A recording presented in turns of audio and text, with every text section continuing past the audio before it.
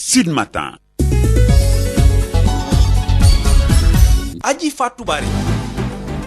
Madame, Monsieur, bonjour. Nous sommes le dimanche 23 août 2020 et vous suivez les programmes de Sud FM CN Radio à la une de l'actualité de ce Sud Matin.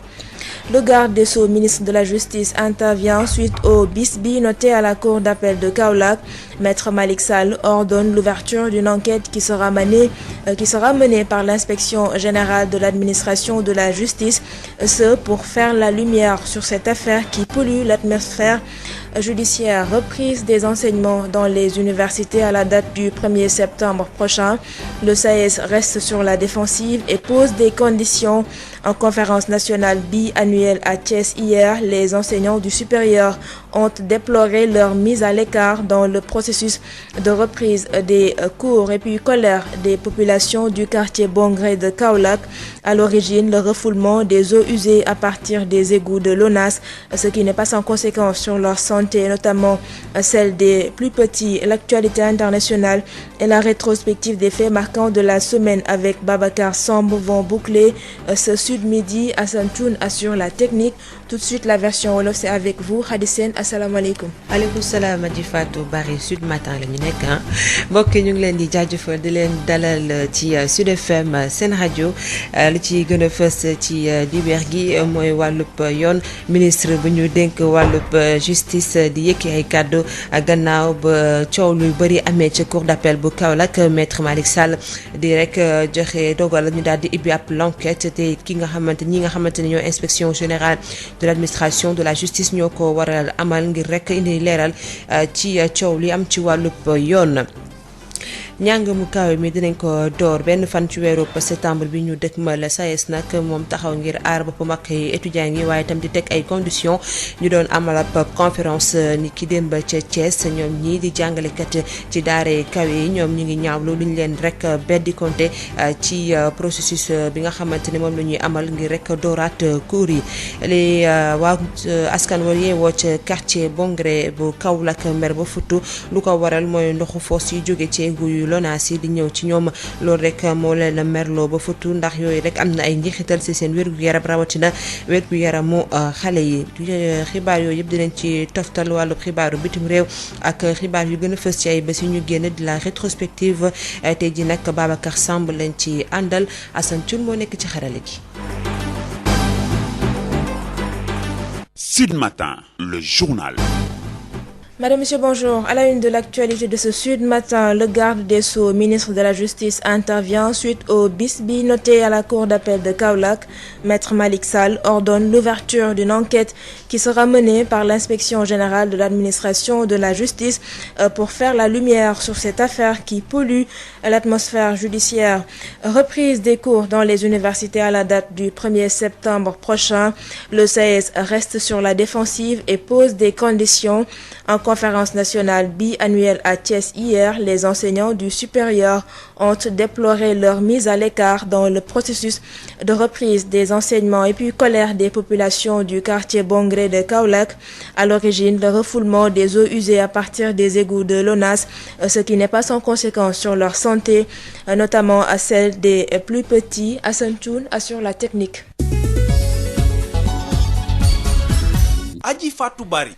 Bienvenue à toutes et à tous. À la suite de certaines déclarations parues dans la presse et relatives à des affaires relevant de la cour d'appel de Kaolack, le garde des Sceaux, ministre de la Justice, a saisi l'inspection générale de l'administration de la justice à l'effet de diligenter immédiatement une enquête exhaustive sur les faits allégués et de dresser un rapport dans les plus brefs délais dans le souci de tirer cette affaire au clair pour la sauvegarde de la crédibilité de l'institution judiciaire. C'est donc un communiqué signé Abdoulaye Ndiaye, directeur des services judiciaires. Reprise annoncée des cours dans les universités sénégalaises le 1er septembre prochain. Le SAES pose des conditions et attend les instances pédagogiques habilitées à se prononcer sur la question. En conférence nationale biannuelle ce samedi à Thiès, les enseignants du supérieur ont déploré leur non-implication dans le processus de reprise et exigent des conditions sanitaires adéquates à leurs camarades. Nous écoutons Malick Sall, secrétaire général du SAES, au micro de Babacar Ndaw. nous, on ne va pas se lancer. Nous n'allons jamais dire que le 1er septembre, c'est bon ou c'est pas bon. On nous a dit le 1er septembre. Nous attendons nos instances pédagogiques. Si les instances pédagogiques nous disent que le 1er septembre, c'est bon, voilà les mesures qu'il faut. Nous allons demander à nos camarades de respecter ces mesures qui ont été édictées par les comités de santé et d'être prêts pour le 1er septembre. On a demandé à nos camarades, on va demander à nos camarades, en tout cas on va leur suggérer de faire un bilan de santé. Et tous ceux qui présenteront, en tout cas certains types de pathologies ou certaines comorbidités, on va tout faire pour essayer donc de leur décharger donc de leur charge de travail que nous prendrons sur nous et ensuite pour vraiment préserver donc leur santé. Maintenant, est-ce que le 1er septembre, toutes les conditions seront réunies? Est-ce que toutes les conclusions qui sont issues des comités de santé vont être respectées? Ça, wait and see, comme on dit. Vous venez d'entendre Malik Sall, secrétaire général du SAES, qui se prononçait au micro de Babacar Ndao. Amertume des populations du quartier Bongré à Kaolack. Elles ont porté des brassards rouges pour décrier le refoulement des eaux usées à partir des égouts de l'Office national de l'assainissement. Leur santé est menacée. Ces populations de Bongré interpellent ainsi les autorités pour une solution urgente et définitive à leurs difficultés. Mamadou Camara.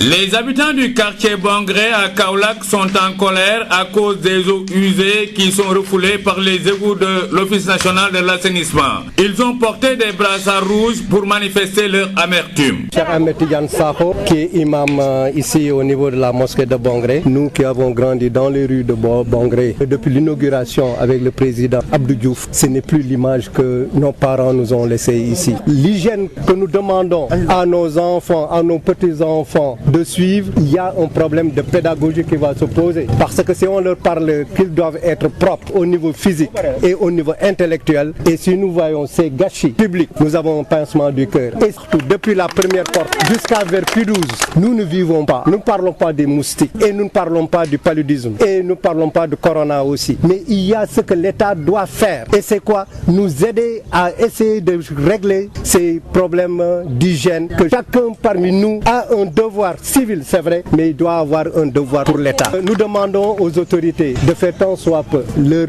devoir pour que nous aussi, nous puissions faire notre devoir individuellement. Mais il y a l'ONAS, on l'a interpellé plus d'une fois, mais malheureusement jusqu'à présent, il y a le péril de la santé publique. Nous avons notre sœur qui est députée, mais c'est sûr que ce problème, elle s'est engagée pour trouver une solution. Mais la solution, nous ne pouvons l'avoir qu'au niveau des autorités administratives et des autorités politiques. Nous parlons d'un problème qui nous dépasse, nous en tant qu'habitants de Bongré. Il y avait un privé marocain qui était venu. Ils sont venus pour dire que Bongré n'aura plus de problème d'eau usée. Nous traînons ce mal jusqu'à quand? Ça fait au minimum 2 ans. La situation de Bongré, nous nous rappelons seulement des années 70 que vraiment on vivait bien à Bongré. Ces habitants du quartier de Bongré sollicitent auprès des autorités une solution urgente et efficace à leurs vicissitudes.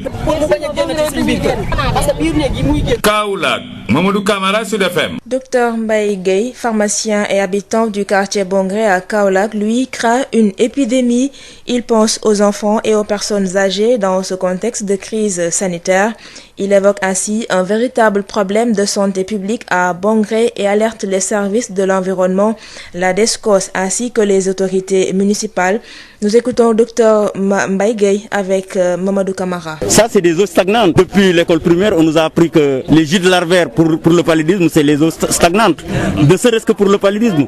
Et vous voyez le taux de décès que cause le paludisme chaque année, c'est un problème de santé publique réel. Indépendamment de cela aussi, il y a ce qu'on appelle les maladies diarrhéiques qui peuvent se déclarer à partir d'ici. Ce sont des enfants qui viennent jouer dans les eaux et qui peuvent attraper certaines maladies et qui peuvent être responsables de décès. Donc l'appel que je lance, c'est les autorités compétentes qui doivent prendre leurs responsabilités. Ça, c'est un problème de responsabilité au niveau des autorités. La fin de l'année dernière, décembre de l'année dernière, nous avons organisé des journées de set-setal. Nous avons désencombré tous les coins et recoins de Bongré. Donc, en tant que citoyens, nous faisons tout ce qui est à notre pouvoir. Maintenant, il appartient aux autorités maintenant de prendre leurs responsabilités. Que ce soit aussi bien l'ONAS, que ce soit les autorités administratives et municipales, ils ont compétence pour ça. L'association Xeex Cancer remet un matériel d'une valeur de 15 millions de francs CFA au poste de santé de Gat, c'est dans la commune de Ndangalma. Ce don est le fruit d'un partenariat entre cette association et l'association Gat Bokk Xalaat qui a entamé les travaux de construction d'une salle d'hospitalisation à Damandiaye. L'association humanitaire dénommée Association Xeex Cancer a remis un don de matériel médical et des médicaments pour une valeur de 15 millions de nos francs au poste de santé de Gat. Ce matériel est composé de lits médicalisés, du matériel médical. Madame Ndeye Biran Thiam, résident à Lyon, et la présidente de l'association Xeex Cancer. Ce qui a fait le choix de Gat, c'est par rapport au docteur Ali Diouf et Madame Cissé, avec qui on travaille avec l'association Xeex Cancer. Pour ça, Gat a été choisi. On est venu faire une remise de dons d'un lot de matériel et de médicaments. Ce lot est composé de lits médicalisés, d'autres lots du matériel chirurgical, des blouses, Kazakh Charlotte et de divers lots. Ce don, fruit d'un partenariat entre l'association Xeex Cancer et l'association Gat Bokk Xalaat, contribue à améliorer les conditions de prise en charge des patients au niveau du poste de santé. Dr Alioune Diouf, gynécologue obstétricien au centre hospitalier de Saint-Louis, natif de ce village et membre de l'association Gat Bokk Xalaat.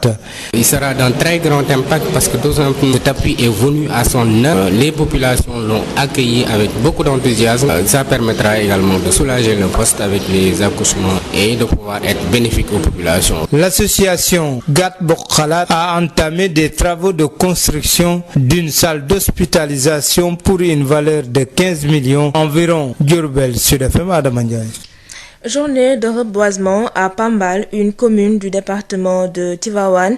Occasion pour le directeur général de l'agence de reforestation et de la Grande Muraille Verte de dresser un sévère réquisitoire contre les industries dans la zone qui exploitent et ne font rien en retour pour les terres.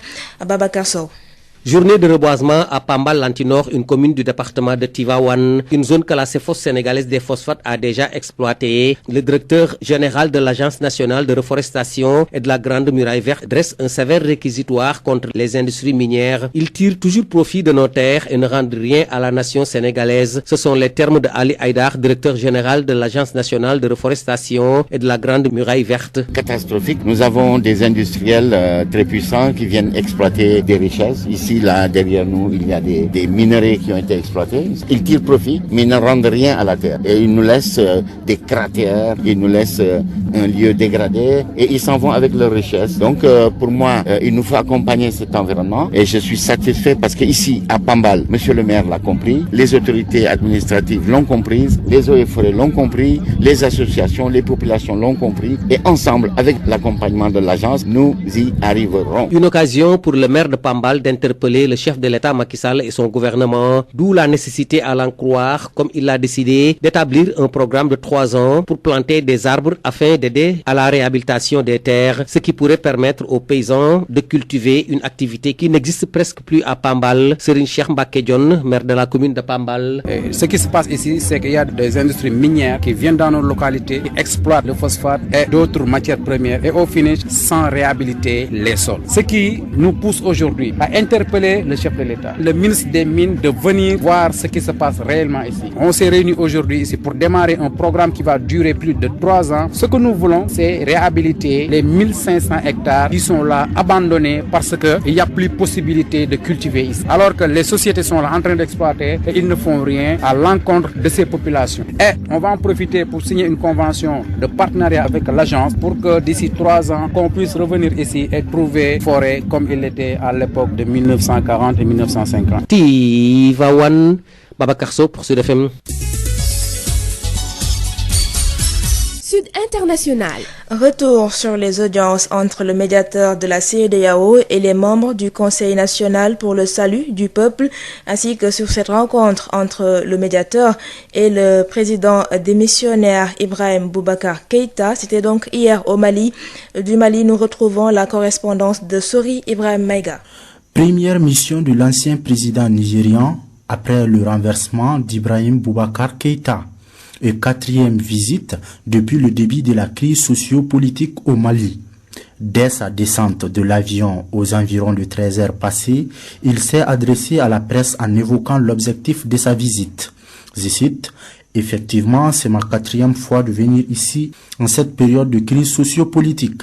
Et après le sommet extraordinaire virtuel, j'ai été envoyé pour parler entre toutes les parties et discuter ensemble pour trouver de meilleures solutions pour le peuple du Mali et l'organisation sous-régionale, a-t-il déclaré. Cette déclaration a été précédée par un briefing avec les militaires du CNSP, dont à leur tête Malik Diao, la délégation qui était accompagnée par un cortège de véhicules de l'armée vers l'hôtel Salam, où il a successivement reçu les diplomates et l'amunissement. Un peu plus tard dans l'après-midi, une rencontre de quelques dizaines de minutes s'est tenue entre la délégation et les militaires. À leur sortie, une source proche de la délégation qui a assisté à la réunion nous confie que la délégation a salué le CNSP pour avoir réussi la démission du président Ibeka sans effusion de sang et qu'elle souhaiterait rencontrer le président de la République. Notre source poursuit en affirmant que les militaires ont à leur tour salué l'arrivée de la délégation dans notre pays avant d'accepter 3 membres de la délégation pour le rencontrer à Kati. À la fin de la rencontre, ils ont pris la direction de Kati où ils devraient rendre visite au président Ibrahim Boubacar Keïta. À la suite de cette visite, le médiateur a exprimé son optimisme et rassuré que le chef de l'État malien sortant se porte très bien à son retour au ministère de la Défense. Pour lui, les discussions se poursuivent. Dans le programme de la mission, une dernière rencontre est prévue avec les pays membres du Conseil de sécurité de l'ONU ce dimanche. C'était donc Sori Ibrahim Maïga, notre correspondant à Bamako, au Mali. C'est la fin de ce journal. Merci à Hassan Thioune qui a assuré la partie technique. Dans un instant, retrouvez Khady Sène pour l'édition en Wolof. Très bonne journée à toutes et à tous. asalaamaaleykum mbokk yi dal leen ak jàmm ju Sud FM seen rajo xibaar lu ci gën a fës bokk na ci li nga xamante ni mooy coow li am ci wàllub yoon ba tax na jëruñ gu ñu dénk wàllub yoon daal di rek joxe dogal ne dañ ci ibbi ab l'enquête fële ci cour d'appel bu Kaolack. ñi nga xam ne waa inspection générale de l'administration ñoo ko war a daal di wëyal ngir rek indi ay leeral ci coow loolu am ci wàllub yoon. njàng mu kaw mi dina door benn fan ci weerub septembre bi ñu dëgmal ba tax na SAES rek taxaw tem rek ngir aar seen bopp ñoom ñi di jàngalekat yi waaye tamit ñi nga xamante ne ñooy ndongo yi daal di rek teg seen di condition bañ doon amal ab conférence nationale fële ci Thiès ñoom jàngalekat yu nekk ci daara kawe yi di ñaawlu rek duñ leen rek beddi ci processus dooraat njàng mi ñu wax ci askan wa yeewoo ca Bongré ñoom nag dañoo mer ba futtu ndax rek ndoxu foos yi génn ci égout yu ONAS yi di leen ñu ñëw ci seen kaw loolee nag bu ñu sukkandikoo si ñoom am na ay njeexital ci seen wér-gu-yaram waaye tamit ci wér-gu-yaramu xale yi dinañ ci toftal xibaaru bitim réew Assane Thioune moo nekk ci xarale gi.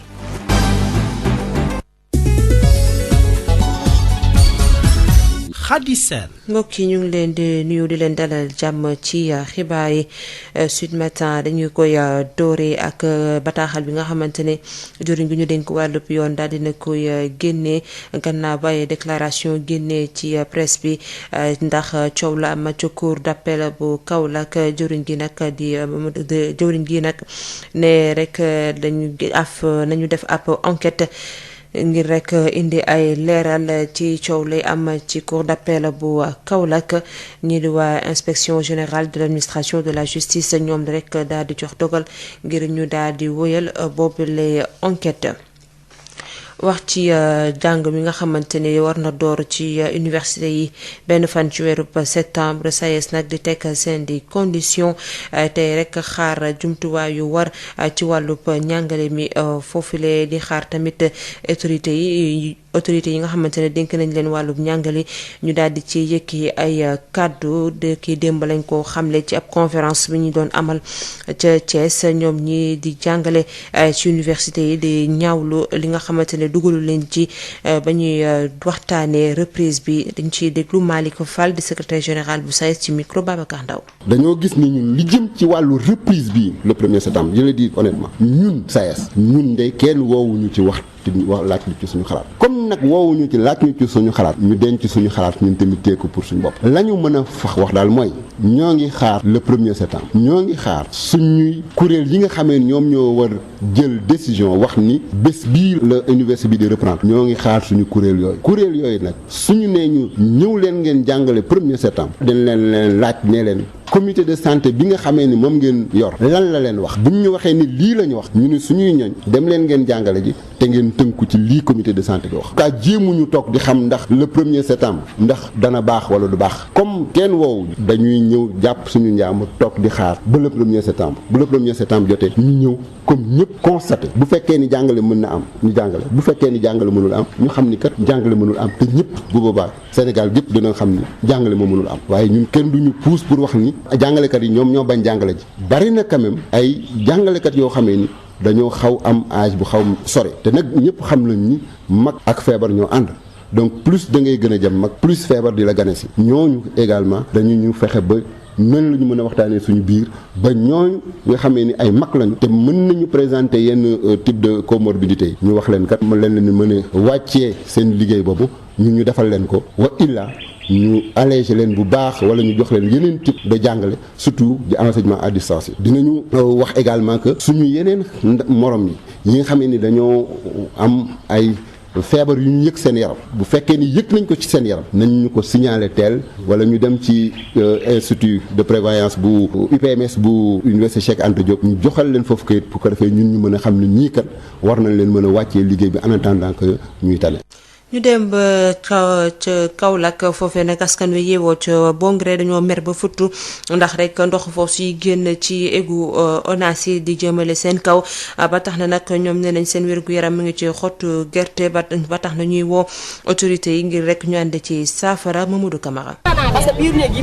ñi dëkkee ci quartier Bongré fii ci Kaolack di ñaawlu bu baax ndox yi nga xam ne day bàyyeekoo ci égout ONAS yi di balle di dugg ci kër yi looloo tax nag ñu takk ay morceau yu xonq di wane seen naqar. maa ngi tudd Khady Baba Mboub di présidente amicale des femmes de Bongré bo si ASC Marie Bongré bañ doon wax quartier résidentiel cité Léopold Sédar Senghor moom lañ reconnaître ndoxu foos yaa ngi fi kër goo dugg xale yaa ngay okkatu mag ñaa ngi tëdd di feebar kër gi suñu gannaaw moo ñu indil problème bii yëpp ñi ko doon loué bi ñu demee ba kër gi baaxatul kenn dëkkatu ñu banoon kër gi mu délabré fii ba P12 boo duggee foos septique yaa ngi waaw dañu sonn dañ ne corona ci dëkk mais lii moo raw corona parce que amoo xet gu neex amuloo wér gu yaram parce que ba bër set ñu ngi tànk dox di tour parce que kër gi moo leen ko indi te mu ngi am nag ay mag ñoo xam ne personne âgée yoo xam dañu malade tëdd ci biir kër gi mënaluñ dara seen bopp ñuy ñaan nag ngir yàlla ñu dimbali ñu si assainissement wu Bongré waa kër gi ñëw defar seen kër wala ñu daane kër gi dañu sonn bu ki nguur jëlul dara ñun ñu defal ko suñu bopp bëgguñ nag fajal suñu bopp moo tax nag ñuy woote ndimbal na autorité yi nga xam ne Bongré lañ juddoo natif de Bongré cadre bu ne mu ngi Bongré ñu ñëw jàpp ci autorité Kaolackoise yëpp na ñëpp ñëw jàppale ñu parce que nag sonn nañu kenn dëkku fi depuis 2 ans ñu ngi leen ciy topp borom kër gi parce que dëkk nañ fi ba daaw dëkk nañ parce que ak dëkkandoo yi dafa am ñii 2 jours nelawuñ te gis ngeen Kaolack taw bi nu mu bëree ngay jug suba ba ngoon di nga ciy foos am ay mag ñu tëdd feebar ONAS woo nañ leen du benn yoon du ñaari yoon bu ngeen waroon Bongré tey du ngeen jàll fenn 5 sites la foo fi mu ne nii koo gisee koñ la jugee zëngal daara ji bi nga xam ne macha allah laaw la cat fa la xale yi jàngee daara doo fa jàll fi mu ne nii nag ay ñax ONAS daal ñu ngi noonu ñun daal gisuñu leen te fi mu ne nii amuñu chef de quartier suñu chef de quartier dafa décédé bi le premier bii ñuy ñaan yàlla xare ko àjjana tey waa kër gi ñoo war a ñëw defar seen kër parce que buñ ko defarulee ñu ni duñu noyyi kër goo dugg ni tëngi tëdd feebar man mi tey laa taxaw di wax ak yéen ña dëkkee Bongré tàllal loxo kilifa yi pour ñu wàllu leen saafara seeni jafe-jafe ca na mu gën a gaawee. Kaolack Mamadou Camara Sud FM. docteur Mbaye Guèye moom pharmacien la foofee la dëkk ci quartier Bongré ca Kaolack moom nag lu muy ragal mooy ab épidémie di xalaat rek xale yi ak màgget yi ci jamonoy mbas mi nga xamante ne ci la ñu nekk ba tax na nag nee na lii problème santé publique la foofee ca Bongré tey rek artu dañ koy teewlu moom docteur Mbaye Guèye ci micro Mamadou Camara. ndox mu taa foo xam ni fu yoo mën a développer et on sait que paludisme moo nekk si feebar bu ëpp lu muy rey en plus du paludisme il y a des maladies diarrhéiques parce que xale yi fii la ñuy foyee des organismes comme la DSCOS comme les services de l'environnement parce que ça il se pose un problème d'environnement donc toutes ces organisations gouvernementales et étatiques administratives doivent prendre leurs responsabilités. association xeex cancer daal dinay joxe ay matériel ci lu toll fukk ak juróomi million ci suñuy koppar ca poste santé bu gàtt nekk ci commune bu Nangalma don boobu nag ñu ko joxe mooy association gàtt bu bokk xalaat ñoom ñaar ñoo ko daal di boole daal di yóbbu matériel yooyu nga xamante ne nag tàmbali nañu sax ay liggéey ngir rek tabaxaat ab salle d'hospitalisation Adama Ndiaye lañ ci àndal. association humanitaire bi di association xeex cancer jox na ay dons matériel médical ak ay médicaments ñu xayma ko ci fukki million ak juróom poste de santé bu gàtt matériel boobu nag mën nañ cee gis ay lalu médicalisé wala matériel bu jëm ci wàllu paj mi madame Ndeye Birane Thiam moom dëkk Lyon mooy ki jiite association xeex cancer. bu muy indiwaan matériel madame Cissé laay waxal ne ko y a du matériel bu yegsee moom mooy xool fi muy dem. bi madame Cissé xoolee matériel bi il s'est trouvé que le docteur Aline Diouf était dans son bureau et il y avait un besoin sur Gàtt pour ay lal. comme besoin yi nekk na fi te ñoom tamit c'est une association boo xam ne ñoom ñoo defaral seen bopp seen poste de santé di équiper seen bopp kon bu ñu ñëwee dimbali leen defe naa je pense que day gën a naatal li ñuy def. don bi ni mel nag dafa ñëw ci lëkkaloo bu am diggante association xeex cancer ak association Gàtt Bokk Xalaat la ko tax a jóg mooy fexe boo wàññi coono ñi nga xamante ne ñoom la ñuy hospitalisé ci poste de santé bu Gàtt docteur Aliou Diouf di gynécologue obstétricien nekk ci centre hospitalier Saint-Louis dëkk boobu bokk na ci association Gàtt Bokk Xalaat. donc tey bu ñu ñëwee andi juróomi lal déjà dañ naan problème yi bu doon ñeent benn bi résoudre nañ ko donc mu des yeneen trois yi donc appui bu muy am appui bu conséquent la te dina permettre malades yi mën a nekk à l'aise ñu mën leen jël en charge correctement sans pour autant moom promiscuité ak situation pandémique bi ñu xam ci monde bi. kon ñu fàttali rek ne jamono yi benn salle hospitalisation ñu ngi koy defar foofu te ñu xayma ko ci fukki million ak juróom te ñii di association Gàtt Bokk Xalaat daal di koy def Diourbel Sud FM Adama Ndiaye. Adama Ndiaye dañuy dem ba Pambal foofee nag ñu daal di amal démb di ab bés boo xamante ne dañ ci saxal garab foofee ci commune département bu Tivaouane mu nekk ab occasion boo xamante ne directeur général bu yor wàllub agence de reforestation ak de la grande muraille verte di rek teg ay daan bépp industrie boo xamante ni maanaam ay usines yu nekk ci gox ga te rek exploité te duñu jox lenn loo xamante ni mooy suuf si Babacar Sow lañ ci àndal. bésub jëmbat garab ci Pambal Lantinoor commune bu nekk ci département bu Tivaouane di gox boo xam ne bii CEPHOS kuréel gi saytu wàllu phosphate yi jaar na fa ba noppi loolee tax na sax ba jëruñ ji nekk ci bopp kuréel gi saytu wàllum njëmbat rawatina grande muraille verte ngañ bu baax a baax taxawaayu société minière yi nga xamee ni dañuy ñëw def lu leen neex jël miin yi dem seen yoon te duñu delloo njukkal suuf si ki wax li ni mel moo di Ali Aydar directeur général agence bi toppatoo wàllum njëmbat rawatina grande muraille verte. Malheureusement toujours c'est la même chose maanaam ay organismes yu mag yuy exploiter suñu ressource mais bu ñu jëlee koom-koom bi ba pare dañ fiy bàyyi li nga xam ne baaxul donc dañ ko war a restaurer donc il faut ñoom tamit ñu jàppale ñu pour restaurer l'environnement waruñu jël minerais yi rek ba pare bàyyi fi ay pax dem seen yoon donc loolu la dama gis ni bëriwul ga ay garab yu mag yu nga xam ne dafay amal nit ci njariñ boo jëlee garabu buy xam nga garabu buy léegi dafa cher buy tamit day defar benn huile pour le cosmétique huile pour faj nit bu am njariñ donc war nañu jëmbat ay garab yi nga xam ne day indi koom-koom pour askan bi ba pare ñu jëmbat jëmbat ay garab yu indi biodiversité pour alam ji naat. loolee tax na sax ba jaraafu dëkku Pambal di ñaax njiitu réew mi rawatina gouvernement ñu taxaw ci li ni mel suñ sukkandikoo ci li mu yee yàbbi ne nañ daal dañ taxawal benn programme boo xam ne bii dina mën a fexe wéyal jëmbat garab ci hectares yi fi nekk dina mën a tax ba baykat yi dellu siwaat ci seenub activité di loo xam ne lii moo di mbay mi suñu demee ko ni amatul Pambal Serigne Cheikh Mbacke Dione jaraafu dëkku Pambal. mooy ay sociétés yi nga xam dañuy ñëw fii di gas phosphate bi ba pare bàyyi ñu suuf soo xam ne kenn mënatu koo bay ay jal yi ngeen gis nii ay duni dañuy lancer appel président de la République monsieur Macky Sall ministre des mines ñu ñëw xool li nga xam ne mooy xew fii ci Pambal ak Chérif Lo ak Morolan dañ koy réhabiliter parce que depuis 1960 ba tey mooy fexe ba suuf si nga xam moom la ñu askan wi dénk ñu protéger ko reboiser ko ba nga xam ne site bi déjà clôturé nañ ko ba benn jur mënu fee dugg pour yàq li ñuy jëmbat am na benn château d'eau bu fi nekk yooyu dafa amoon jafe-jafe te bi ñu waxtaanee ak agence bi ñoom pare nañ ngir fexe utalaat ñu ci pompe solaire suñu bëgg-bëgg dëgg mooy fexe ba 1000 hectares et quelques yi nga xam ne daf fi nekkoon yàqu fexe ba forêt bi dellu si waat. Tivaouane Babacar Sore ci jokko ak yéen pour Sud FM. xibaaru bitim réew.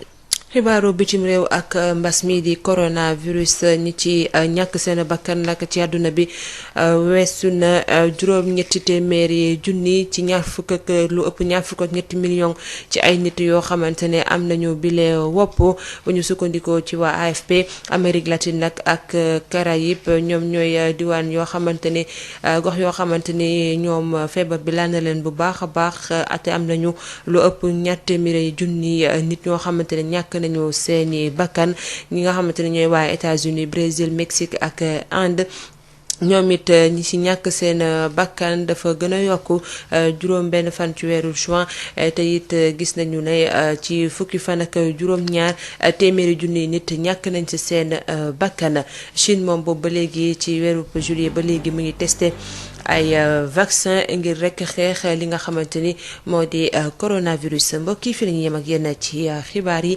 aji Fatou Bari dina fi teew ci ay simili néew Assane Thioune moo nekkoon ci xarala gi ñu koy jaajëfal. Sud Matin. Aji Fatou Bari. Madame, Monsieur, bonjour. Face à la montée en puissance de la Covid-19 dans le pays, professeur Daouda Ndiaye, chef du service de l'unité de parasitologie, mycologie du centre universitaire de l'hôpital Aristide Le Dantec, invite les citoyens à un engagement communautaire et solidaire. Selon professeur Daouda Ndiaye, le mot pic n'existe pas dans son jargon. Professeur Daouda Ndiaye, que nous écoutons avec Mamadou Camara. En tout cas, c'est un constat global, pas uniquement au niveau du Sénégal, mais à travers le monde. Et tous les pays qui vaincront rapidement la Covid-19 sont des pays où la population s'est engagée à côté de l'État. Vous voyez que ces préfets qui sont là avec moi sont en train de faire un travail extrêmement remarquable. Ils ne dorment plus, comme nous autres, le corps médical, comme certains responsables communautaires, leaders communautaires. Donc pour moi, la chose importante à faire, c'est de respecter les mesures barrières. La chose importante à faire, c'est de mettre en place un système de solidarité national à tous les niveaux pour barrer la route à ce virus qui est en train de faire beaucoup de ravages à tous les niveaux, pas uniquement au Sénégal, mais à travers l'Afrique, à travers le monde. Donc pour moi, c'est un virus qui est en train d'évoluer. Il faudra l'implication de tout un chacun pour arrêter rapidement la propagation de ce virus qui a assez fait en termes de morbidité, mais également surtout en termes de mortalité. Non, moi je dis très clairement, je ne donne pas de chiffres, je ne donne pas de valeurs, je ne donne pas de pics. Je ne connais pas les pics, je ne connais pas quand est-ce que la pandémie va s'estomper.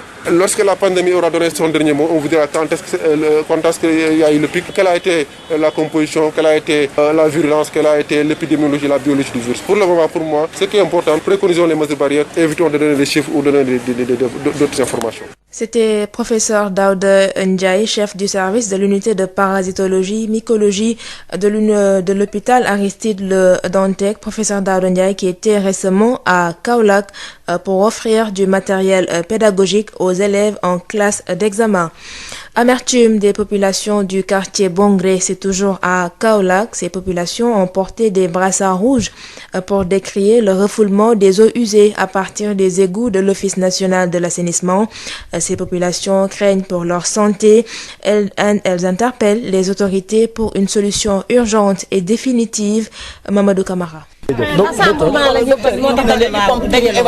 Les habitants du quartier Bongré à Kaolack sont en colère à cause des eaux usées qui sont refoulées par les égouts de l'Office national de l'assainissement. Ils ont porté des brassards rouges pour manifester leur amertume. Cheikh Ahmed Tidiane Sakho, qui est imam ici au niveau de la mosquée de Bongré, nous qui avons grandi dans les rues de Bongré, depuis l'inauguration avec le président Abdou Diouf, ce n'est plus l'image que nos parents nous ont laissée ici. L'hygiène que nous demandons à nos enfants, à nos petits-enfants de suivre, il y a un problème de pédagogie qui va se poser. Parce que si on leur parle qu'ils doivent être propres au niveau physique et au niveau intellectuel, et si nous voyons ces gâchis publics, nous avons un pincement du cœur. Et surtout, depuis la première porte jusqu'à vers Q12, nous ne vivons pas. Nous ne parlons pas des moustiques et nous ne parlons pas du paludisme et nous ne parlons pas de corona aussi. Mais il y a ce que l'État doit faire. Et c'est quoi? Nous aider à essayer de régler ces problèmes d'hygiène, que chacun parmi nous a un devoir civil, c'est vrai, mais il doit avoir un devoir pour l'État. Nous demandons aux autorités de faire tant soit peu leur devoir pour que nous aussi, nous puissions faire notre devoir individuellement. Mais il y a l'ONAS, on l'a interpellé plus d'une fois, mais malheureusement jusqu'à présent, il y a le péril de la santé publique. Nous avons notre sœur qui est députée, mais c'est sûr que ce problème, elle s'est engagée pour trouver une solution. Mais la solution, nous ne pouvons l'avoir qu'au niveau des autorités administratives et des autorités politiques. Nous parlons d'un problème qui nous dépasse, nous en tant qu'habitants de Bongré. Il y avait un privé marocain qui était venu. Ils sont venus pour dire que Bongré n'aura plus de problème d'eau usée. Nous traînons ce mal jusqu'à quand? Ça fait au minimum 2 ans. La situation de Bongré, nous nous rappelons seulement des années 70 que vraiment on vivait bien à Bongré. Ces habitants du quartier de Bongré sollicitent auprès des autorités une solution urgente et efficace à leurs vicissitudes. Kaolack, Mamadou Camara, Sud FM. Dr Mbaye Gueye, pharmacien et habitant du quartier Bongré à Kaolack, lui craint une épidémie. Il pense aux enfants et aux personnes âgées dans ce contexte de crise sanitaire. Dr Mbaye Gueye évoque un véritable problème de santé publique à Bongré. Nous l'écoutons avec Mamadou Camara. Ça, c'est des eaux stagnantes. Depuis l'école primaire, on nous a appris que les gîtes larvaires pour le paludisme, c'est les eaux stagnantes. Ne serait-ce que pour le paludisme. Et vous voyez le taux de décès que cause le paludisme chaque année, c'est un problème de santé publique réel. Indépendamment de cela aussi, il y a ce qu'on appelle les maladies diarrhéiques qui peuvent se déclarer à partir d'ici. Ce sont des enfants qui viennent jouer dans les eaux et qui peuvent attraper certaines maladies et qui peuvent être responsables de décès et autres. Donc, l'appel que je lance, c'est les autorités compétentes qui doivent prendre leurs responsabilités. Ça, c'est un problème de responsabilité au niveau des autorités. La fin de l'année dernière, décembre de l'année dernière, nous avons organisé des journées de set-setal. Nous avons désencombré tous les coins et recoins de Bongré. Donc, en tant que citoyens, nous faisons tout ce qui est à notre pouvoir. Maintenant, il appartient aux autorités maintenant de prendre leurs responsabilités. Que ce soit aussi bien l'ONAS, que ce soit les autorités administratives et municipales, ils ont compétence pour ça. Reparlons à présent de la reprise annoncée des cours dans les universités sénégalaises à la date du 1er septembre prochain. Le SAES pose des conditions et attend les instances pédagogiques habilitées à se prononcer sur la question. En conférence nationale biannuelle hier à Thiès, ces enseignants du supérieur ont déploré leur non-implication dans le processus de reprise et exigent des conditions sanitaires adéquates à leurs camarades. Nous écoutons Malik Fall, le secrétaire général du SAES, au micro de Babacar Ndao. Nous, on ne va pas se lancer. Nous n'allons jamais dire que le 1er septembre, c'est bon ou c'est pas bon. On nous a dit le 1er septembre. Nous attendons nos instances pédagogiques. Si les instances pédagogiques nous disent que le 1er septembre, c'est bon, voilà les mesures qu'il faut. Nous allons demander à nos camarades de respecter ces mesures qui ont été édictées par les comités de santé et d'être prêts pour le 1er septembre. On a demandé à nos camarades. On va demander à nos camarades. En tout cas, on va leur suggérer de faire un bilan de santé. Et tous ceux qui présenteront, en tout cas, certains types de pathologies ou certaines comorbidités, on va tout faire pour essayer donc de leur décharger donc de leur charge de travail que nous prendrons sur nous et ensuite pour vraiment préserver donc leur santé. Maintenant, est-ce que le 1er septembre, toutes les conditions seront réunies? Est-ce que toutes les conclusions qui sont issues des comités de santé vont être respectées? Ça, wait and see, comme on dit. Sud FM. Les bijoutiers tëgg-table du Sénégal demandent plus de respect et de considération de la part de l'État. Ils attendent des autorités étatiques une réorganisation de leur secteur pour en finir avec les nombreuses difficultés causées par la concurrence déloyale. Ces bijoutiers l'ont fait savoir hier à Saint-Louis où ils ont monté la cellule nord de leur association. Voici Abdoulaye Thiam Biteye, le secrétaire général de l'association des bijoutiers de Saint-Louis, au micro de Yves Tendeng. La bijouterie traverse beaucoup de difficultés actuellement. Comme on l'a noté si bien mon prédécesseur, nous avons le problème de matières premières. Comme on l'a bien dit, l'or qui sort de Sabadola, non seulement les bijoutiers ne voient pas cet or, mais les grands bailleurs l'exportent pour l'amener à l'extérieur. Quand ils l'exportent à l'extérieur, non seulement ils font des affaires africaines, mais en retour, ils nous amènent des bijoux importés. Alors que ces bijoux importés, ce sont ces bijoux qui nous posent énormément de problèmes. Nous éprouvons pour le consommer local. Exactement. Qu'est-ce que vous voulez? Bon, ce que nous voulons, c'est que l'État nous organise quand même. Nous voulons une organisation de la part de l'État. Parce que non seulement on a une mine qui est là, il y a l'or qui sort ici du Sénégal. Non seulement on ne voit pas cet or, mais aussi il y a un manque d'organisation au niveau du sommet de l'État, surtout au niveau de notre ministère, pour que au moins nous avons un pourcentage sur cet or-là. Voilà. C'est ce qui... Vous souhaitez avoir des comptoirs du secteur de votre métier, de l'État par rapport au comptoir commercial, c'est ça? Bon, par rapport au comptoir commercial, il y a un comptoir qui est en train de se mettre, qu'on est en train de mettre sur place. Mais le plus grand problème, c'est que ça va trop lent. C'est trop lent. Avec l'État, vraiment, c'est un peu difficile, un peu compliqué. Bon, ce que nous voulions, sincèrement, c'est que l'État nous organise le secteur. Comment organiser le secteur? Faire de sorte que nous ayons les matières premières. Parce que sans matières premières, le bijoutier ne peut pas travailler. C'est ça le plus grand problème des bijoutiers du Sénégal. Vous luttez aussi contre l'octroi des licences d'exportation. Effectivement, ce sont des commerçants qui s'octroient des licences et qui exportent l'or du Sénégal. Alors que les bijoutiers ne peuvent pas même s'approvisionner de cet or-là. C'est ça le plus grand problème des bijoutiers maintenant. Abdoulaye Thiam Biteye est le secrétaire général de l'association des bijoutiers de Saint-Louis. Venons-en à ce communiqué du ministère de la Justice à la suite de certaines déclarations parues dans la presse et relatives à des affaires relevant de la cour d'appel de Kaolack. Le garde des Sceaux, ministre de la Justice, a saisi l'inspection générale de l'administration de la justice à l'effet de diligenter immédiatement une enquête exhaustive sur les faits allégués et de dresser un rapport dans les plus brefs délais dans le souci de tirer cette affaire au clair pour la sauvegarde de la crédibilité de l'institution judiciaire. C'est donc un communiqué signé Abdoulaye Ndiaye, directeur des services judiciaires.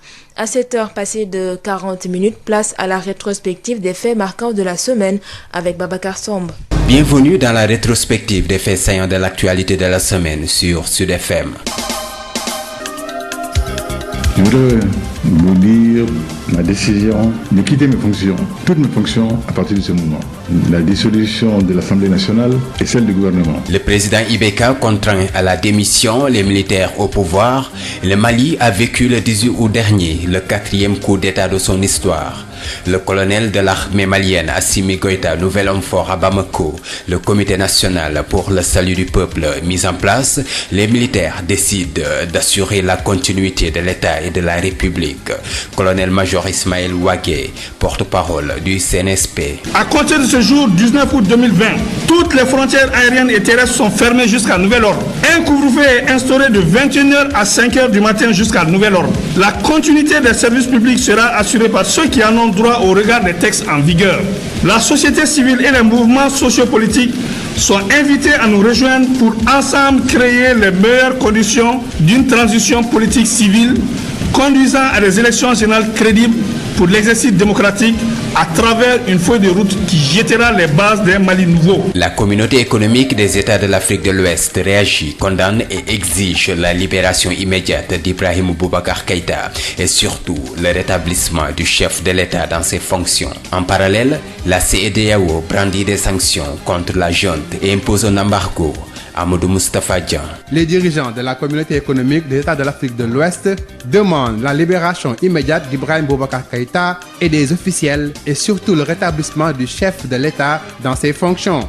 En parallèle, l'organisation dénie toute forme de légitimité au CNSP, le comité national de salut du peuple mis en place par les putschistes. et demande des sanctions à l'encontre des putschistes et de leurs collaborateurs. À l'issue de la réunion tenue par vidéoconférence, les membres de la CEDEAO ont tenu à rappeler que le temps des coups d'État est révolu en Afrique et que le Mali est également suspendu de tous les organes de décision de la CEDEAO avec effet immédiat. Les frontières terrestres et aériennes restent aussi fermées. Tous les flux et transactions économiques sont aussi stoppés à l'exception des médicaments, du carburant et de l'électricité.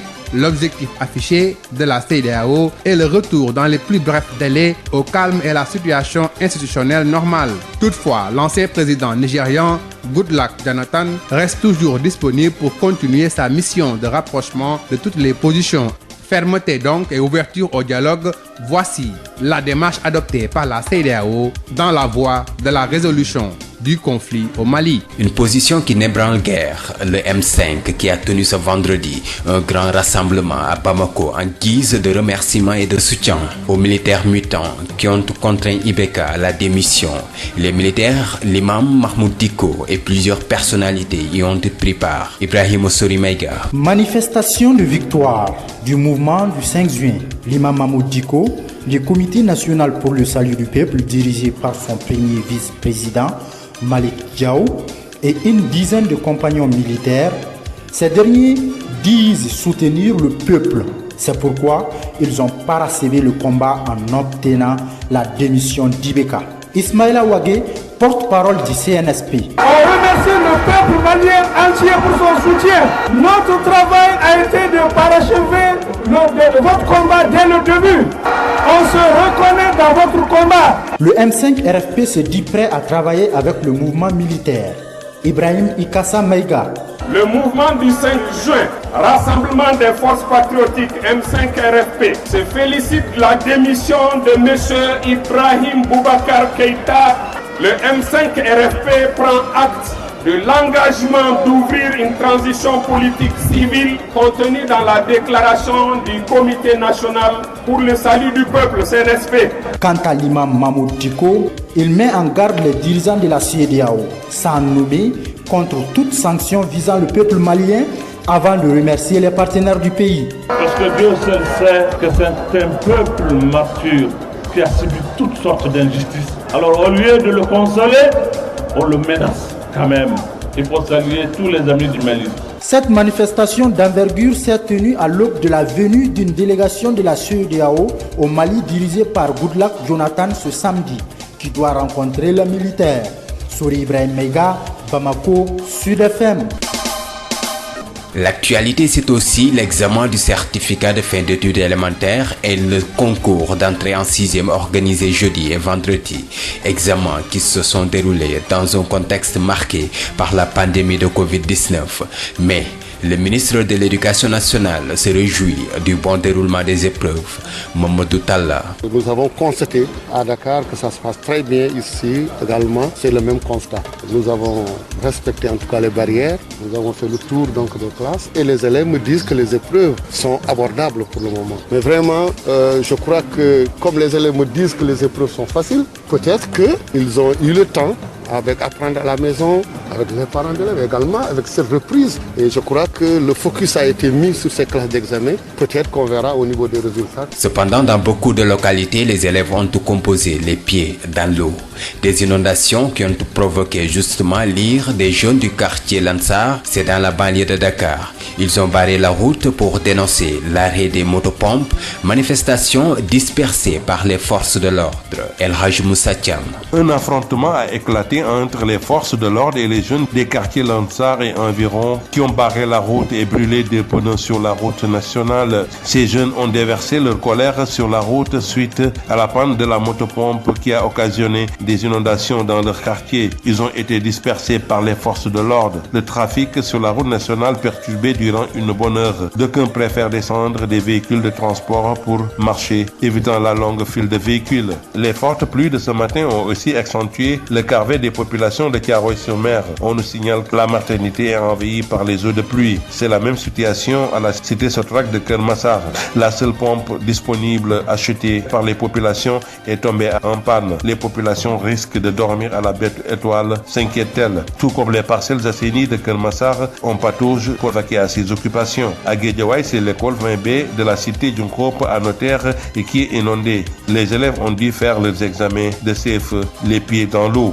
Dans la commune de Thiaroye-sur-Mer, c'est l'arrêt des travaux de réhabilitation de la route Diamaguène qui a accentué la situation. Les rues des quartiers Amdallah et Biafra qui servaient de détour barrés par les jeunes de la localité qui craignent de recevoir dans leur maison le trop-plein d'eau de ruissellement de la rue. Banlieue dakaroise et Elas Moussa Thiam, Radio Sud FM. Liberté provisoire pour les 17 prévenus de Tobène en attendant le verdict le mercredi 26 août prochain. C'est la décision du tribunal des flagrants délits de Thiès. Le procès s'est tenu vendredi. Une affaire qui oppose les populations de Tobène aux ICS.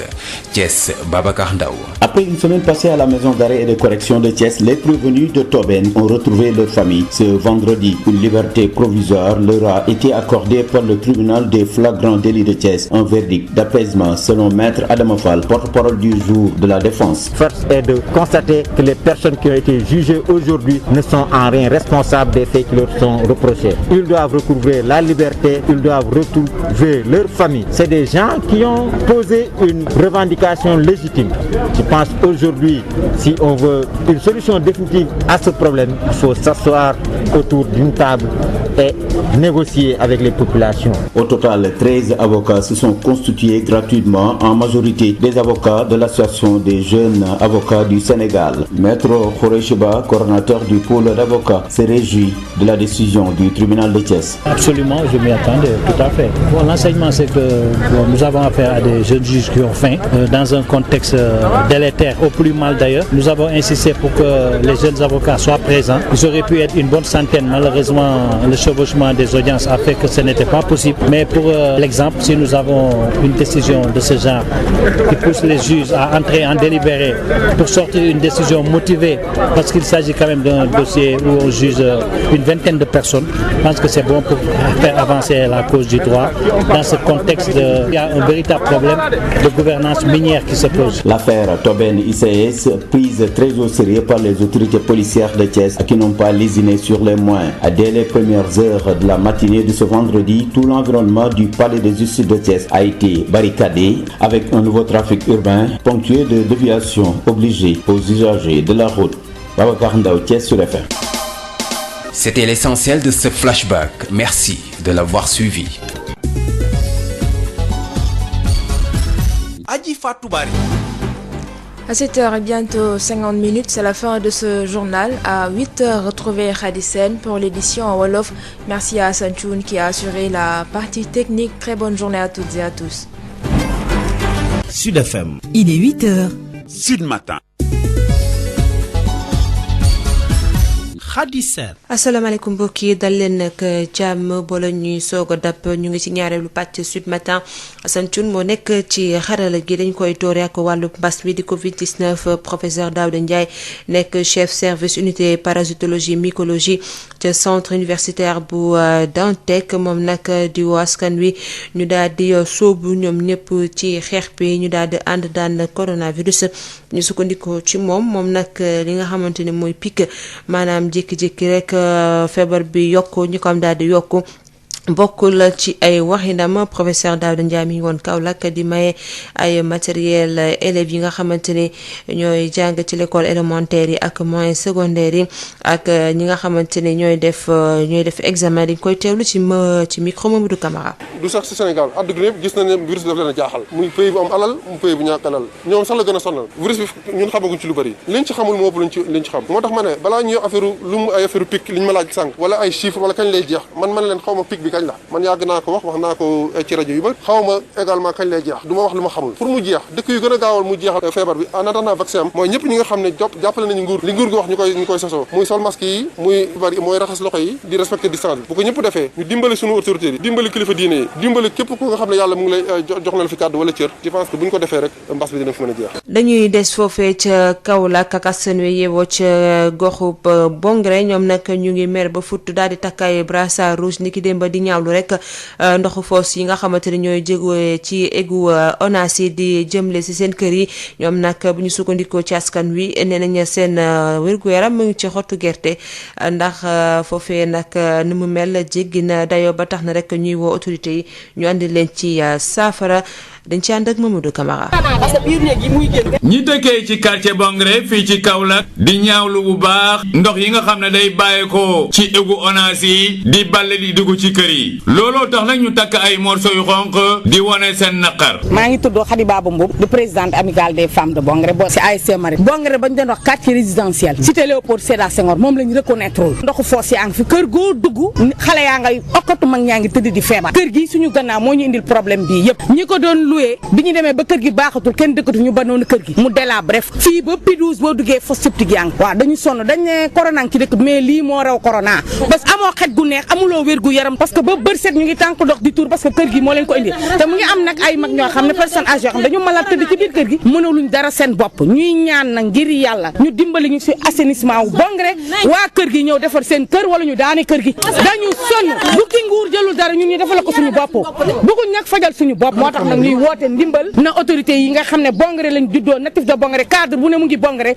ñu ñëw jàpp ci autorité Kaolackoise yëpp na ñëpp ñëw jàppale ñu parce que nag sonn nañu kenn dëkku fi depuis 2 ans ñu ngi leen ci topp borom kër gi parce que dëkk nañ fi ba daaw dëkk nañ parce que ak dëkkandoo yi dafa am ñii 2 jours nelawuñ te gis ngeen Kaolack taw bi nu mu bëree ngay jug suba ba ngoon di nga ciy foos am ay mag ñu tëdd feebar ONAS woo nañ leen du benn yoon du ñaari yoon bu ngeen wëroon Bongré tey du ngeen jàll fenn 5 sites la foo fi mu ne nii koo gisee koñ la jugee zëngal daara ji bi nga xam ne macha allah laaw la cat fa la xale yi jàngee daara doo fa jàll fi mu ne nii nag ay ñax ONAS daal ñu ngi noonu ñun daal gisuñu leen te fi mu ne nii amuñu chef de quartier suñu chef de quartier dafa décédé bi le premier bii ñuy ñaan yàlla xare ko àjjana tey waa kër gi ñoo war a ñëw defar seen kër parce que buñ ko defarulee ñu ni duñu noyyi kër goo dugg ni tëngi tëdd feebar man mi tey laa taxaw di wax ak yéen ña dëkkee Bongré tàllal loxo kilifa yi pour ñu wàllu leen saafara seeni jafe-jafe ca na mu gën a gaawee.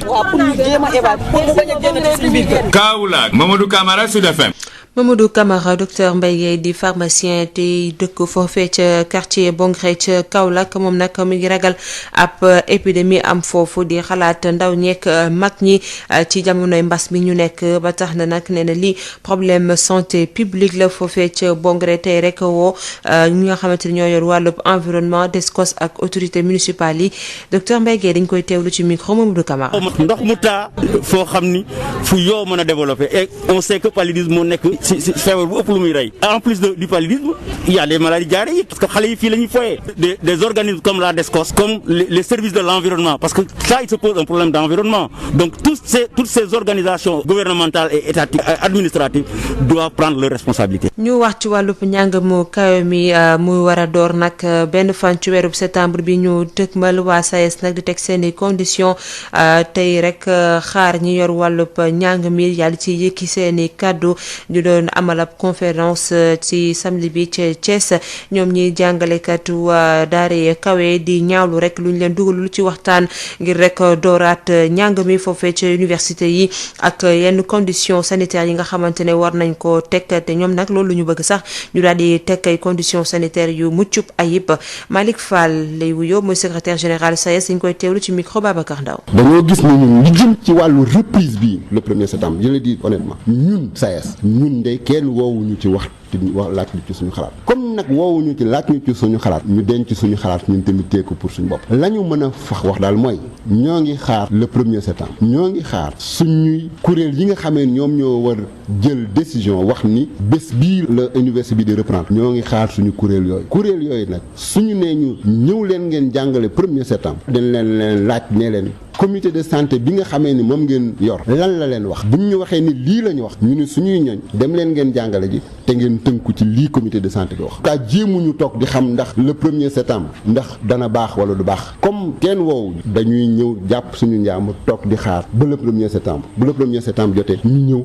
comme ñëpp constaté bu fekkee ni jàngale mën na am ñu jàngale bu fekkee ni jàngale mënul am ñu xam ni kat jàngale mënul am te ñëpp bu boobaa Sénégal gépp dina xam ni jàngale moo mënul am waaye ñun kenn duñu pousse pour wax ni jàngalekat yi ñoom ñoo bañ jàngale ji bari na quand même ay jàngalekat yoo xamee ni dañoo xaw am âge bu xaw sore te nag ñëpp xam nañ ni mag ak feebar ñoo ànd donc plus da ngay gën a jëm mag plus feebar di la gane si ñooñu également dañu ñu fexe ba nan la ñu mën a waxtaanee suñu biir ba ñooñu nga xamee ni ay mag lañu te mën nañu présenter yenn type de comorbidité yi ñu wax leen kat ma leen ni mën a wàccee seen liggéey boobu ñu defal leen ko wa illa ñu alléger leen bu baax wala ñu jox leen yeneen type de jàngale surtout di enseignement à distance yi. dinañu wax également que suñu yeneen morom yi nga xam ni dañoo am ay feebar yu ñu yëg seen yaram bu fekkee ni yëg nañ ko ci seen yaram nañ ñu ko signaler teel wala ñu dem ci institut de prévoyance bu UPMS bu université Cheikh Anta Diop ñu joxal leen foofu kayit pour ko defee ñun ñu mën a xam ne ñii kat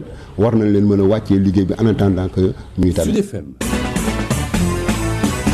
bijoutier yi di tëgg table Sénégal ñoom nag lu ñu bëgg mooy ñu gën leen a jox gëdd nguur gi gën leen a jox gëdd ñuy xaar ci ñoom nag ñu defaraat seen secteur boobu bu ko defee ñu daal di rek génn ci ay jafe-jafe yi nga xamante ni kujje gu jaarul yoon moo ko daal di andi ñu ngi ko xam ne nag ni ki démb ca Ndar fa nga xamante ñu ngi fa doon teg ab cellule bu bees.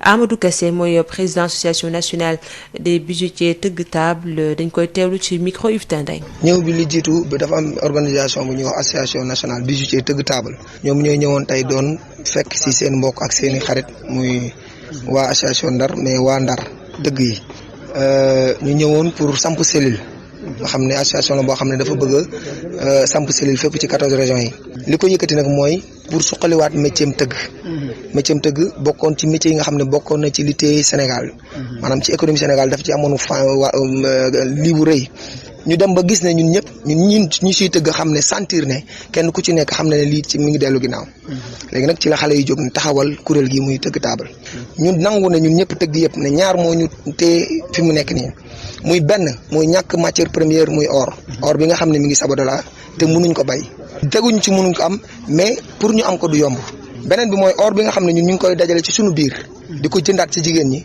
état bu Sénégal complice ak yenn commerçant jox nañ leen ay licence ñu koy génne ci réew mi bu ñu ko génnee ñoom ñoo koy indiwaat mu nekk bijou nekk ñaari ngaañ-ngaañ ci tëgg yi loolu moo ñu dajale ñu bëgg a wër fépp ci Sénégal pour sensibiliser tëgg yi wax leen ne seen responsabilité mooy mënuñu nangu nekk ci réew am métier moo xam ne métier mi amoon lu dul moom te war ci dund nga war a am matière première benn muy gal bi pour mu dugg Sénégal yombul parce que ñu bari ñu ngi am seen commande te mënuñ ko defar fi mu nekk nii tëgg yi bu ñu leen joxee commande dañuy tiit nanguwuñ ko jël te lu bari mën lañ leen posé mën nañ dem ba lekk xaalisu jàmbur ñu jàpp leen ci léegi loolu yëpp nag la ñuy woo état bu Sénégal ci responsabilité que ni ñaar moo mën a am nañu may ni ñu ko waxee ci Sabodala comme tëgg yi mën a am accès ci or ba fa nekk moo xam condition yu mën a taxawal beneen bi or bi nga xam ne nekk na fi ku si néew te condition yooyu la dajeegut or bi fi nekk ku si néew mu joxe ay commerçant ay licence arrêté ko pour ñaar pour doomam yi nekk fii ñu tëgg bu ñu tëggee ñu mën a jaay. dañu koy jeexale ak bataaxalu ministère de la justice bi ñoom ñi nga xamante ne nag mooy coow lu bëri am ca cour d'appel ba Kaolack ñu koy waxtaanee ci presse bi ba tax na jëriñ ko yor wàllub yoon daal di joxe dogal ñu daal di tijji ab l'enquête te waa inspection générale de l'administration ñoo ko fas yéene def ngir rek mu andi ay leeral ci coow loolu nga xamante ne temps yëpp ñu ngi koy wax ci presse bi. fukki simili moo tegu ci juróom ñetti waxtu juróom-ñaari waxtu dañuy rek dalal Babacar Samb ci wàllub rétrospective bi di xibaar yu gën a fës ci ay bés yu ñu génn. mbokk yi dal leen ak jàmm ci xibaar yi gën a fës ci ay bés yu ñu génn fii ci seen rajo Sud FM. xibaar yi la ca gën a fës bokk na ci coup d'état ba nga xamante ni daal dinañ koy nemmeeku ca réew Mali seen ba njiitum réew di Ibrahima Boubacar Keïta daal di tekki ndombal tànkam gannaaw ba nga xamante ni takk der yi daal dinañ koy teg loxo ni ki fukki fan ak juróom-ñett ci weeru août gi ñu daal di ne mu di ñeenteelu coup d'état ba nga xamante ni daal dinañ koy nemmeeku ci taarixu réew Mali. aw comité national pour le salut du peuple CNSP ñu daal di koy taxawal yooyu les soldats fas yéene yore nguur gi wa fas yéene ko itam di wëyal ba tax na ñuy sàkku ci askan bi ñu daal di lëkkale seen ëpp doole ba mën a amal li nga xamante ni moo di transition amal ay élection yi nga xamante ni ci anam yu mucc ayib lañ koy daal di taxawalee. waaye bile coup d'état neexul benn yoon communauté économique des états de l'Afrique de l'Ouest di CEDEAO bi nga xamante ni moom mu ngi koy daal di dàq waaye di sàkku itam ñu daal di teggi loxo ci nu mu gën a gaawee kii di Ibrahima Boubacar Keïta yóbbuwaat ko ci seen palais boobule mu daal di wëyal liggéeyam teg ci CEDEAO jël ay sanctions daal di koy teg ci ndoddal militaire yi nga xamante ni daanaka ñoom ñoo daal di amal googule coup d'état mu mel ni aw embargo la ñu daal di def réew Mali Amadou Moustapha Dieng CEDEAO di kuréel gi ëmb njiitu réew yi nekk ci Afrique sowu jant doon nañu daggee niki tey ngir waxtaanee lépp lu jëm ci wàllum ëllëgu Mali niki noonu li ngi jàpp moo di ba léegi dañuy wëyal daan yi ngi tegoon ci kaw Mali te di laaj ni mu gën a gaawee daal di teggi loxo Ibrahima Boubacar Keïta ak yeneen kilifa yi nga xam ne ngeen teg loxo ginnaaw bi nga xamee ne am na coup d'état foofu la ca réew ma ci noonu ñu xam ne ñoom nanguwuñu benn yoon taxawaayu CNSP bi di comité national pour le salut du peuple bi nga xam ne ñi foqati nguur gi ñoo ko fa teg ñu ngi sax laaj ñu teg ay daan ñooñole ak ñi leen jàppale ñu xam ne fii ci Afrique sowu jant moom kenn waratul foqati nguur daal di ko jaare ci wàllu coup d'état loolu tax ñuy xam ne ñoom mënu ngi def leen lu dul daal di dakkal toogaayu Mali ak it bokkam ci lépp loo xam ne jëm na ci wàllu ay kuréel ñeel mbootaay googule di CEDEAO te lu ni mel fasaasa lañ koy dooree ci li jëm ci wàllu frontières yi ci suuf si ak ci jaww ji ñoom it tëj nañ ko ràpp diggante Mali ak bépp réew bu nekk biir CEDEAO ba ki sax lépp lu jëm ci wàllu jokkalante wàllum koom-koom ak njaay ak njënd waaye ubbi nañu benn prox ndollu ñeel lépp lu jëm ci wàllum garab wàllum essence ak carburant ak it wàllum électricité liñ ci bëgg nag moo di daal fexe taral mbir yi ci kaw ña yore nguur ga fële ca Mali daal di leen jañax daal di leen tànc ba ñu nangu daal di waxtaan daal di dellu situation boo xam ne mooy tax Mali nekk ci jàmm te it ama institution yoo xam ne dafay tegu ci yoon te pegg ba ñi xam ne sax ki nga xam ne moo di Goodluck Jonathan nekkoon ku ñu taboon ngir mu dox tànku jàmm ba léegi jox nañ ko mission ngir daal mu fexe nu mu jubaatlee ba dagalee parti ya ñu mën a waxtaan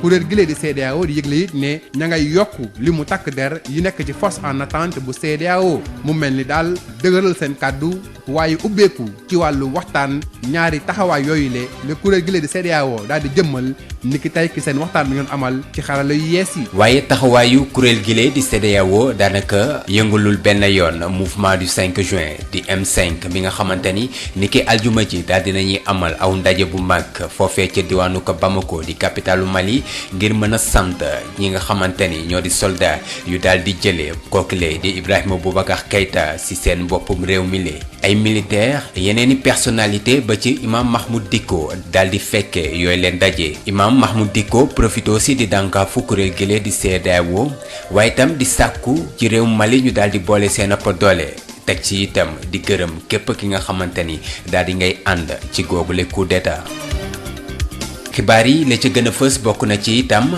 examen yu certificat de fin d'études élémentaires ñu gën koo xam ci CFEE ak itam concours d'entrée en sixième yi nga xamante ni daal di nañ koy amal niki alxames jàpp aljuma mu di examen yi nga xamante ni mu ngi daal di tombeex mbas mile di Covid 19 fii ci réewum Sénégal waaye jëwriñ ju ñu dénk wàllum jàngameex jàngale mi di rafetlu bu baax a baax anam yi nga xamante ni yooyu la l'examen daal di nañ koy tëddee fii ci réewum Sénégal Mamadou Talla. mais li ñu gis mooy wax dëgg yàlla que liñ ko bëggee woon noonu la demee mesures barrières yi respecté nañ ko élèves yi ñëw nañu jël seen masque toog calme école yi également set ñu ne ma en tout cas élèves yi ñu ne ma épreuve bi jafewul waaw donc et écoles yi ñu am également si biir Sénégal partout au niveau des IA pour le moment ça se passe bien. waaye lu am ba des moo di yenn ci ay bërëb yu bëree bëri fii ci réewum Sénégal rawatina ci banlieue bu Dakar yooyu leen dong ñu ngi daal di composé ci ay classes yi nga xamante ni aw mbënd lañ fa daal di nemmeeku yooyu leen mbënd sax tax bay ndaw yi quartier Lansar ci banlieue bu Dakar ba léegi ñoom daal di wàcc si tali bi ñoom li ñuy ñaawlu moo di moto pompe yi nga xamante ni daanaka dafa daal di taxaw fonctionner defatu ko yooyu leen manifester takk der yi ñoom ñoo ko mujjee tasaare El Hadj Moussa Thiam. ndaw yi dëkkee ca quartier Lansar ak ñi ko wër nag foofee ca commune bu Tivaouane Diacksao daanaka dañoo wàcc si mbedd mi rek ngir wane seen naqar tey sànq ci début après midi bi ñoomee nag dañoo génn rek barré route nationale bi ci ñaari sens bi yëpp nag ca niveau foofee nga xam ni moo la ñuy wax tableau Tivaouane ngir naqaru daal panneau moto pompe bi nga xam ne nag moo doon yóbbu ndox bi génne ko seen quartier te mu indi leen ay lorange tey si suba ñoomee nag barré nañu tali bi ba taali sax ay pneu ngir wane daal seen naqar ci li jëm ci wàllu inondation yi loolu nag dem beeg dikk bi nag daal di gàllankooru lu toll ni benn waxtu foofee ci route nationale bi am na ñoo xam ne sax dañoo mujj wàjji oto yi daal di dox bañ a sonn ci li nga xam ne moo di taxawaayu oto yi ca mujjantal gi nag ñi di takk der yi dañoo ñëw nag daal di tas groupe ndaw yooyee ñu daal di daw dugg si seen i quartier yi taw tey subay tamit indi na gàllankoor askan wi nekk ci caaru simeer ba ñuy xibaar ni sax maternité bi daanaka daal ndox commencé woon na fa dugg ni ki mel nag lañ nemee ko fële tamit ci cité Sotrac ci Kër Massar foofee li nga xam ni moo di moto pompe bi askan wi jëndaloon seen bopp sax daa mujj paan ba fu mu ne nii jamono jii jàpp nañ ni daal ca mbedd mi la ñu nar a fanaan sorewul dara ca foofee di Parcelles Assainies Kër Massar ni ki mel la ñuy jànkonteel ndax ci nag jàpp nañ ba jaxaay tamit foofee ndox mi daal bëri na lool ci mbedd yi ca Géejawaay école 20B foofee ca cité Jënxoob nag foofu nag ndaw yi nga xam ne sax dañoo war a defi l'examen daal dañoo mujj di defi seen i l'examen si biir ndox mi école boobee daa fees dell ba ñi nga xam ne ñoo fay jàngale sax xawoon am am naqar tuuti ca lañ fay ci anam yi ñuy liggéeyee commune bu Thiaroye Gare tamit ni ki mel lañ fa nemmeeku foofee tamit li ñuy defaraat te li jàmm gën bi tax na ba oto yi di dévier di jaar ci ay di jaar ci quartier Biafra bu am dala loolee nag tax na ba ndox mi nag daal di dugg ci gox yooyee ba fu mu ne nii sax dañoo baare yoon wi tamit oto yi ne duñ fa jàll ndaxte nag lañ fay jàll day tax ndox mi di gën a dugaat seen kër yi ndoxu taw yi nag tey indi na gàllankoor ci gox yu bëri nga xam ne ñoo ngi ci banlieue bi ñu bëri sax jàpp nañu daal bu nguur gi yëngatuwul ak asamaan si nu mu xiine nag boo mooy daal ca mbedd ma la ñu nar a fanaan yi wala sax daal di dooni ay sinistré dem ci biir école ya ku leen joti xibaar yi fii ci banlieue dakaroise El Hadj Moussa Thiam pour rajo Sud FM. bàyyub néganiku fukk ak juróom-ñaari ndaw yi nga xamante ni tegoon nañ leen loxo foofee ca Tobène daanaka am nañ ko fi lekk ñuy daal di xaarandi la nga xamante ni moom la juge bi di dogal ci seen procès boobule niki àllarba ñaar fukki fan ak juróom-benn ci weeru août googule procès ñu daal di koy amal ca tribunal bu flagrant délit bu Thiès niki aljuma gi ñu daal di génn mu di mbir mi nga xamante ni mu ngi daal di dox ci diggante askanu Tobène ak itam këru liggéeyukaay bile di ICS Thiès Babacar Ndaw tolloon nañu fukki doomu aadama ak juróom-ñaar ci jàkkaarloog àttekat bi ci tribunal des flagrants délits bu Thiès waa Tobène ñoom ñëpp ñibbi nañu ci aljuma ji ginnaaw ñeenti waxtu ab procès maître Adama Fall ak wax ci pool d'avocats yi nga xamante ne ñoo doon àtte waa Tobène. suñu client li ñu wax muy seen akulaay taala muy liñ leen layal mooy ñoom fekkee wuñ defuñ dañuy déparé foofu ba pare nag doog a toog waxtaan parce que kenn dàqul waxtaan ci mbir mi ndax mbir mi mënul am solution boo xam ne day sax abadan lu dul nit ñi dañoo toog waxtaan ndax mënoo fekk ay nit seeni tool yoo xam ne seeni maam ñoo ko dëkkee ay téeméeri at nga xëy rek ne leen génn leen ci te amul dara loo leen dàmpee. avocat ndaw yooyu sax seen lim daanaka fukk lañu woon ak ñett ñu nga xamante ne ñoo leen magal maître Diallo bu Amnesty maître Assane Dioma Ndiaye ak Khoureychi Ba. sant yàlla bu baax waaw parce que tribunal comme ni leen ko waxee xale yi juge yi xiif nañu daal def seen liggéey bu baax am nañu juge yu xarañ lañu yaakaar nañu ni xam nañu seen valeur te il faut aussi xale yi wane ni justice fu mu newoon la war a nekk ba tey ils n'ont pas froid aux yeux ndax en général ñii mënoon nañu jël décision en 2 secondes sur le siège parce que ñett lañu suivre lañu débat ils ont préféré comme ni leen ko laajee ñu renvoyer ko délibéré pour mën motiver seen décision ndax ëllëg c'est important problème yu mel ni problème mu suuf buy am tam waxuñu du am de ba muy am ñu respecter toutes les formalités juridiques loolu moo ci neex moo am décision bi nga xam bu ñu ko jëlee bàyyi nañ leen ba pare mais décision bi doon décision bi nga xam ni état bi ci boppam moo war a def attention. muy procès boo xamante ne société civile yi desuñu ginnaaw askan bi mbooloo bu bare ba tax na police ci suba cuuy la wëralee tribunal bu Thiès ay barrière bañ kenn koo xamante ne mën nga jege tribunal bi askan bu Sénégal ñi ñëwoon tey ci Thiès ñu bare jàpp nag ne li ñu jàpp ci dogal bu ni mel coow suuf war na mën a jóg ci Sénégal waaye it justice bi rawatina ndaw yi nga xamante ne tey jii sax ñu nekkoon à la barre wane nañu seen àtte dëgg Babacar Ndaw Thiès Sud FM. mbokk yi mu daal di yemoo fi ñu daal di ndar képpe li gënoon a fës ci xibaar ci ayu bés yu ñu génn fii ci seen rajo Sud FM. Khady Sène di ko jaajëfal moom Babacar Samb ñu nit fii la ñuy ndar képpe xibaar yi mbokk yi di leen jaajëfal ci teewlu beeg ànd ak rajo Sud FM di jaajëfal Assane Thioune mi nekkoon ci xarala gi jàmm ak jàmm.